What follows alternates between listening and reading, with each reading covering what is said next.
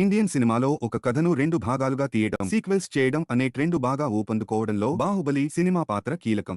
ముఖ్యంగా ఈ మధ్య ప్రభాస్ సినిమా అంటే చాలు రెండో భాగం తెరపైకి వచ్చేస్తోంది. సలార్, కల్కి చిత్రాలకు సీక్వెల్స్ లైన్లో ఉండగా ఫౌజీకి సైతం సీక్వెల్ ఉంటుందని వెల్లడైంది. మరి రెబల్ స్టార్ కొత్త చిత్రం రాజాసాబ్ కు పార్ట్ 2 ఉంటుందా లేదా అనే విషయంలో క్లారిటీ లేదు. దీని గురించి దర్శకుడు మారుతి తాజాగా క్లారిటీ ఇచ్చాడు. ట్రైలర్ లో చూసిన జోకర్ పార్ట్ 2 కు లీడ్ ఇవ్వడం కోసమే పెట్టినట్లు అతను వెల్లడించాడు. అయితే పార్ట్ 2 కు ఇంకా స్క్రిప్ట్ ఏమీ రెడీ కాలేదని కూడా అతను క్లారిటీ ఇచ్చాడు. ప్రస్తుతానికి లీడ్ ఇస్తామని, తర్వాత అన్ని అనుకూలించడాన్ని బట్టి పార్ట్ 2 ఉంటుందని అతను తెలిపాడు. రాజాసాబ్ 2 కోసం ఇప్పుడున్న కథను సాగదీయడం లాంటిదేమీ చేయనని మారుతి స్పష్టం చేశాడు. పార్ట్ 2 విషయంలో ఏం చేయాలి అనే విషయంలో తనకు, ప్రభాస్ కు ఫుల్ క్లారిటీ ఉందని, కథను సాగదీస్తారేమో అని ఎవ్వరూ భయపడాల్సిన అవసరం లేదని అన్నాడు మారుతి. ఇంతకు ముందు ఓ సందర్భంలో నిర్మాత టి.జి. విశ్వప్రసాద్ మాట్లాడుతూ సీక్వెల్ గురించి క్లారిటీగా చెప్పకుండా రాజాసాబ్ ప్రపంచం కొనసాగుతుందని మాత్రం వ్యాఖ్యానించారు.